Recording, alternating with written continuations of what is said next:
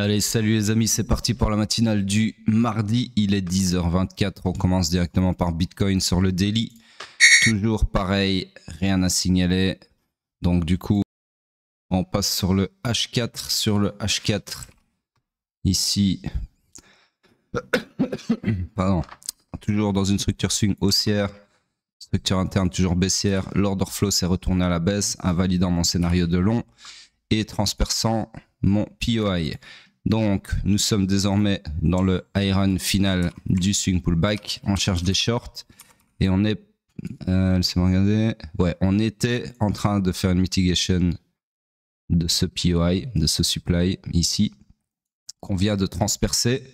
Alors, ça n'invalide pas le scénario que j'aurais pu y tracer, qui aurait été le scénario, laissez-moi regarder, low 388, donc c'est, non, pardon, qu'est-ce que je raconte, close 50, ouais, c'est là. Donc, qui aurait été ce scénario-ci, d'accord, peu importe la target.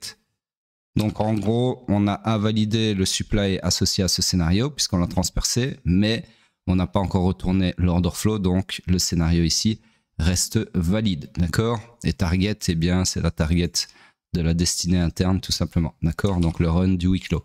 Donc voilà, en gros, ici, on a ce scénario qui est potentiellement en train de se dérouler. Maintenant, attention que deux red flags dans ce scénario baissier, puisque on a un choc sur mèche avec zéro follow-through, donc c'est-à-dire on a 3 bougies qui n'arrivent aucune des 3 à clôturer un corps de bougie sous le point de choc, c'est-à-dire la ligne en pointillé bleu. Et 2, on a le supply qui a sauté, donc le supply que je viens d'effacer qui était ici, d'accord. Donc ça, c'est 2 red flags qui doivent vous faire penser que potentiellement ce scénario-là est hypothéqué. Sur ce, on passe sur le M15. Le M15 que j'agrandis, qui est toujours haussier comme ceci. Hop. Donc, structure swing haussière, comme je disais. Structure interne, alors on va la mettre à jour. Donc ici, on avait baissier qui s'est perpétué pour moi à la baisse. Alors, laissez-moi regarder, tac, tac. Ici, il n'y a pas vraiment de zigzag dans le prix, donc on va pas se prendre la tête. Premier zigzag pertinent ici. Deuxième ici, donc perpétuation à la baisse ici. Comme ceci. Ensuite, retournement à la hausse ici, comme ceci. Et puis perpétuation à la hausse, éventuellement, comme ceci. Et ici, du coup, nous avons mission échouée, grappe de liquidité, un peu ça comme vous voulez, ici. Donc, tout ça pour dire que structure interne haussière, order flow haussier et structure swing haussière, nous sommes fully aligned à la hausse. On cherche des longs, uniquement des longs. Donc, le POI à long, le plus proche du price action, bah, malheureusement, il n'y en a pas, puisque dans ce price action-ci, il n'y a pas de POI. Sur ce, structure morte sur le M15, on cherche des longs, mais il n'y a rien à long pour l'instant. Donc, on passe sur le pétrole en daily. Donc ici, toujours RAS, d'accord, toujours dans l'attente de ces deux scénarios. Je cache ceci qui n'appartient pas, qui appartient au daily, du coup, j'ai rien dit. Donc voilà, toujours dans du complexe pullback, j'en peux rien, hein, c'est pas moi qui fais le price action. Donc en gros, ici, ça fait 34 jours que le pétrole ne branle que dalle et qu'on attend toujours nos scénarios. Sur ce, enfin qu'il se déroule ou pas. Sur ce, structure swing en H4 est baissière. Structure interne, c'est regarder toujours la même baissière. Order flow s'est retourné à la hausse, invalidant mon scénario de short ici et transperçant mon POI. Du coup, nous sommes dans le high pullback qui peut aller jusqu'au haut protégé maximum du swing run final, d'accord. Donc on cherche des longs pour exploiter ce high pullback. Et le POI le plus proche du price action pour ce faire, ça serait celui-ci. Maintenant, ce n'est pas un POI, ce n'est pas une demande où on peut chercher des longs, puisque si on revenait ici, on passerait sur un order flow baissier ici, d'accord, à la cassure de cette bougie. Ce qui ne nous intéresse donc pas. C'est moi cacher ceci, qui appartient au M15. Donc, M15 qui s'est retourné à la hausse, d'accord, pour faciliter le retournement d'order flow sur le H4. Donc ici, ça j'enlève. Ensuite, qui s'est perpétué à la hausse ici, comme ceci. Donc nous sommes dans une nouvelle structure swing haussière, comme ceci. Tout ceci, du coup, ça m'intéresse plus. Hop. récupère ceci. Donc, dans cette structure swing haussière, la structure interne, eh bien, personnellement, je verrais ceci comme étant un IBS retourner à la hausse ici. Donc, fully align à la hausse puisque swing, interne et order flow, tous les trois haussiers. Donc, on cherche des longs, uniquement des longs. Le POI le plus proche du price action, pas encore confirmé, mais en phase de l'être dans 12 minutes, on verra. C'est celui-ci, donc vous pourriez dans 12 minutes, si on clôture comme ça avec un FVG, chercher des longs comme ça, d'accord, pour jouer l'accomplissement de la destinée swing, c'est-à-dire le run du week high ici, d'accord. Sur ce, c'est tout pour le pétrole, on passe sur hype en daily. Hop. Donc ici, toujours dans l'attente de mes deux scénarios, hein, toujours fully align à la hausse, absolument rien de plus à dire ou à faire, pour la simple et bonne raison qu'ici aussi, comme sur le pétrole en daily, nous sommes dans du complexe pullback, compris entre le bas et le haut de cette jambe de hausse, d'accord. Donc quand vous avez, je rappelle hein, pour ceux qui viennent de nous rejoindre, une petite seconde, je me pose. Désolé, je devais gérer un trade. Sur ce, j'allais dire que quand vous avez une jambe, donc une jambe de hausse comme ceci, donc le low là, le haut là, et que le prix fait n'importe quoi, peu importe quoi, à l'intérieur de cette jambe, donc ici, tout ça là, ça s'appelle du complexe pullback, d'accord. Sur ce, on passe sur le H4.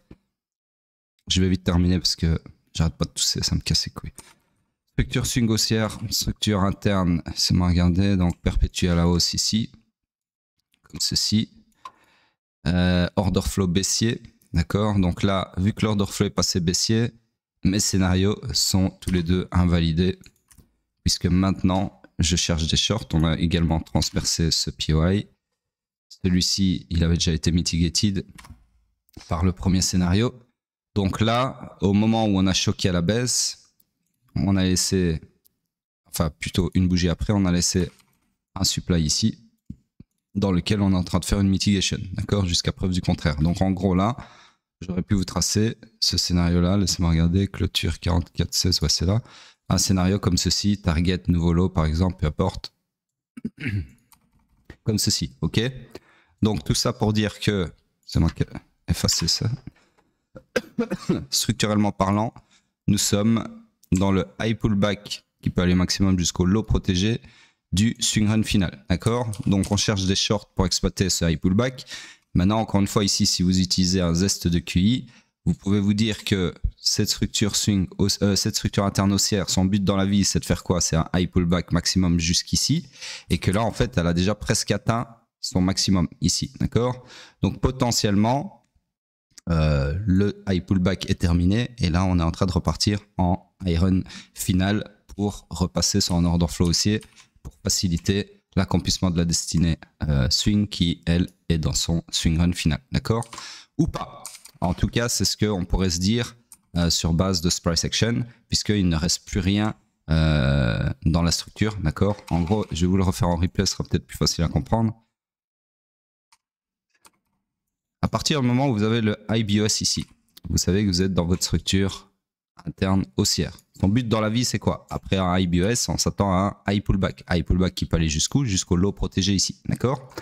Donc, qu'est-ce qui se passe? On a le high pullback qui est amorcé par un changement d'order flow ici à la baisse. Et pardon, vous voyez que ce high pullback, ce changement d'order flow, il est là pour envoyer le prix dans l'extrême discount de la structure, d'accord, donc dans cette zone-ci. Et qu'est-ce qu'il y avait dans cet extrême discount? Je vous le donne en mille, il y avait un FVG ici, qui a été comblé par cette mèche-là, qui a été facilitée par cet order flow-là, d'accord. Tout ça, c'était le high pullback.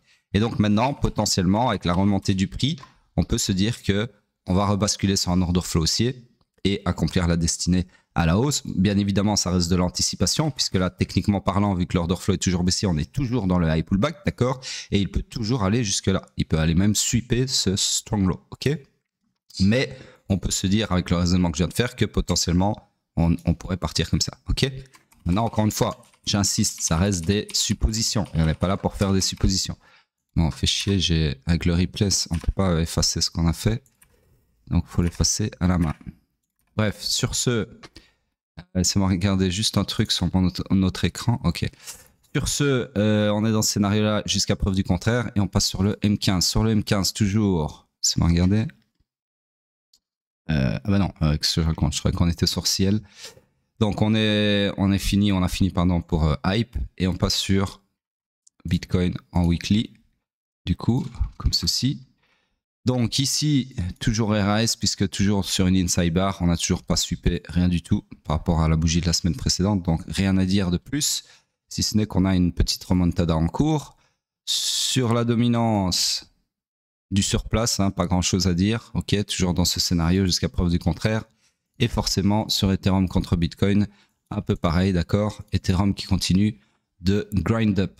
Voilà, donc si je devais voir un arrêt, par exemple, sur la dominance, mais sur cette paire de cours, ça serait, j'allais dire la dominance d'Ethereum sur Bitcoin, mais bon, ça risque de vous embrouiller avec la dominance tout court, donc je vais éviter d'utiliser ce mot-là. En gros, les prochains arrêts structurels, ça serait ces supply-là, d'accord?